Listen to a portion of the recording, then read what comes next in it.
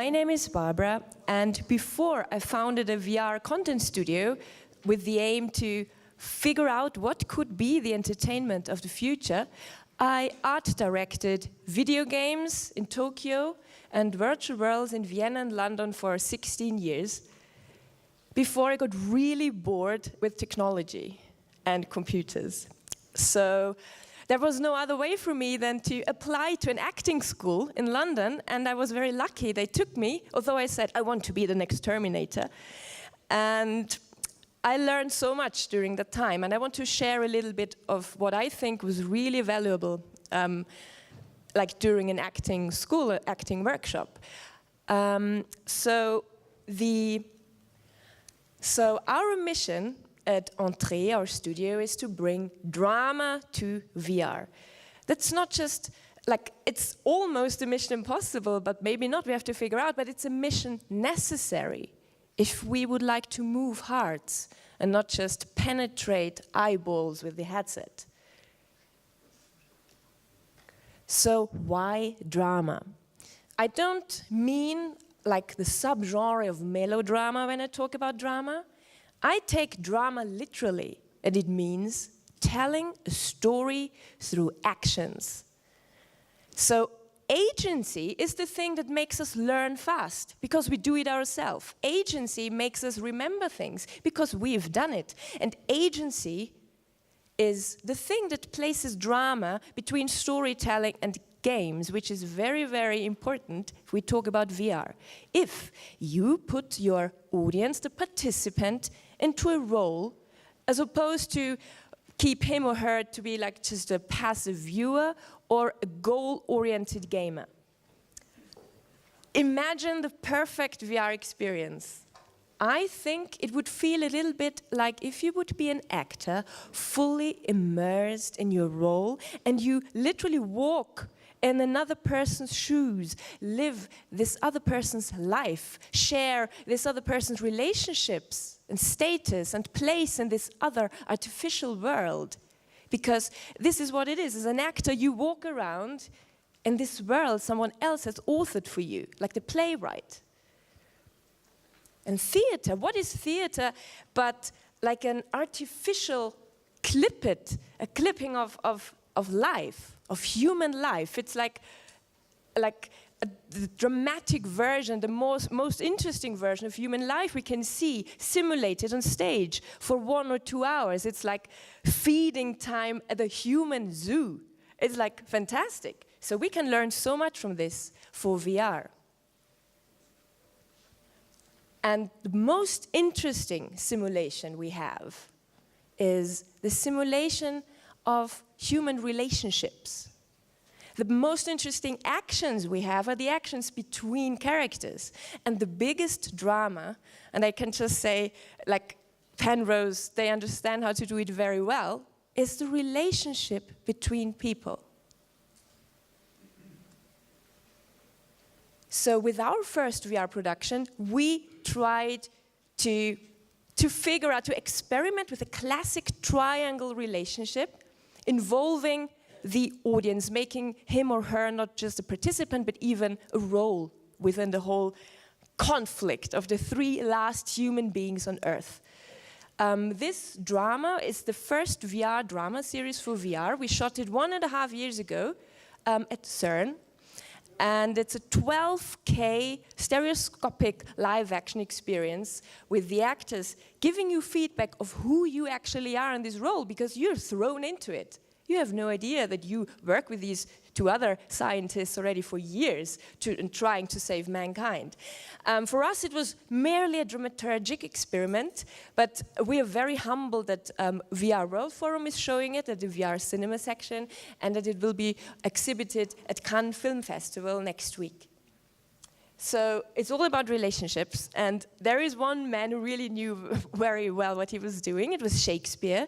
If you analyze Shakespeare plays, they're basically about 2 things. You have any idea what they could be? They involve humans. Status and sex. These concepts are intertwined completely. The higher status means the better sex, and the other way around. And the fascinating thing with status is it's relative. So a king is only a king if the slave acknowledges him to be a slave, and the other way around. And status is constantly negotiated. That's fantastic. So if we watch a play, if we watch relationships played out on stage, this is like an emotional tennis match. It's like an emotional drone race for us. Like our brain is addicted to watch that. This is the most interesting simulation we have. So let me share a few super basic theatrical tricks with you to make you understand some of these dramaturgic tools, how to change status, which is one of the most interesting drama tools you have on stage, and it's very, very useful for VR as well. So imagine, this is a stage here, and the stage is divided into 9 squares, the 9 squares of importance. So when you would now think I'm a very high status person, where on stage would you position me? On which of those squares? Middle? Okay. Any more directions from the audience? Okay. Very good. Why is that? Why is this the most important position? It's interesting. If I would be an unimportant character, where would you put me? Yeah, somewhere there. Exactly. But why does position define status? It all has to do with perspective. Because in our three-dimensional perception of reality, something that's bigger is more important, because something that's bigger might be also more dangerous or very close already. So we better pay attention to this big thing.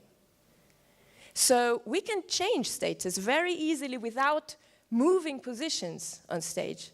Do you have any ideas how we could do this? So I'm still here, very important, but then something happens and become very unimportant.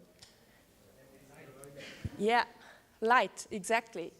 So, I just disappear, and this unimportant one is really, really very, very important. There are other very simple tools, of course, like movement. So if I'm still and you just see this moving thing, it's still an ancient skill that protects us from all these poisonous crawly creatures. There is something. And the same, of course, as we heard also from the amazing Penrose speech, is sound. And I don't mean a king's speech. This is just noise. So what happens if we change the position of the audience?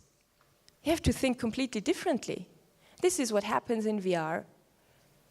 And then I also would say that maybe all of us in this room share a different view on things, a different perspective of life. And this is why, because nobody shares the same position, the same perspective. So what's important to me might be very unimportant to you. We have to keep this in mind for VR and for life. And what happens if you suddenly are in it? Like it's a case in VR. You share the status game. You're not just an observer. You're in with them. And then, just to give you a little more food for thought, what happens if the world is not absolute, but relative? And we can do this in VR. So it's really fascinating, and I think we can, perspective is one of these things that have to be in the new toolkit, the new vocabulary for VR, definitely. And when I say perspective, I don't mean high resolution, high definition, because VR is not a display technology. VR is not a headset. A VR is a reality that happens to be virtual. And now, when we do entertainment, we have to acknowledge that reality is not necessarily very entertaining, especially when you get older and fewer memorable events make your day special, and even time seems to go by faster because you don't have so many memories of notable events. So reality doesn't have an audience, doesn't care if someone is interested in it. There is no director who could shape reality. So this is virtual reality's biggest opportunity and chance. This is a reality we can shape. And maybe reality, virtual reality can tell us interesting stories, but I would say no, because reality doesn't tell us any stories. That's why we invented the entertainment industry. Because humans tell stories. Reality does not tell us anything. It's just there, maybe, or not. Depends on your philosophy. So, for us humans, storytelling is a basic need of survival. Our brain is a pattern-addicted machine and constantly curates the chaos around us that is reality and picks events, the things that are interesting, and then orderly arranges them on a linear timeline. We then tell back as a story. So we curate reality by telling a story. That's why humans need storytelling. So, but reality doesn't do this for us. We again have to do it. So how can we do this with or in VR, in a virtual reality? I don't think that we have this, like the urge to tell story in virtual reality, but virtual reality, like reality, should be for us the story generator that stimulates us for our brain to work and then tell it back as a story. So an interesting virtual reality that's more interesting maybe than normal reality, of course, is physically and emotionally stimulating. It doesn't have to look realistic to feel real, but it has to have a concise rule set that our, again, pattern-addicted machine up there, the brain, feels happy when it recognizes patterns. And then you have to put in interesting, multifaceted, like a population, people into this thing. There's nothing more boring than an empty space. What are all these visual effects if there is no human beings inside? So social VR is like there is no other way out. So you have to have these other persons, if they're real humans or AIs, but they have to have an interesting life themselves. They have to have a motivation, a background. They have to have relationships. They have to give you the reason why you are there. They have to connect with you so you can make meaning of this new world and then tell it back as a story. And the best thing is, nobody cares if your story is interesting or not. We're telling stories all the time when we have a conversation at coffee or waiting in the queue for the toilet. And we are maybe not, and not every one of us is a professional storyteller. Only a handful of people are movie directors and best-selling authors. Still, humans tell stories all the time, and this is what VR can give us, a new generator to tell our stories. Just imagine what happened to me in VR the other day. This is what should happen.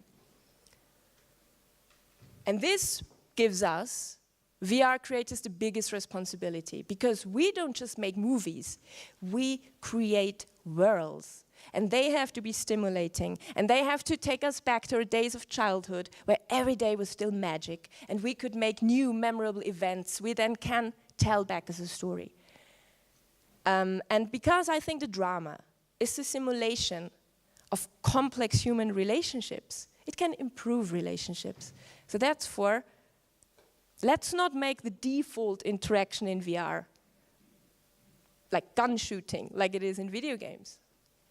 Let's not make the stories be told when after you stay in VR full of violence and harassment. This is our responsibility of how will the world look like, how will it be, the worlds we create. So I would postulate, please, let's try to put more drama into VR. Thank you very much for your attention.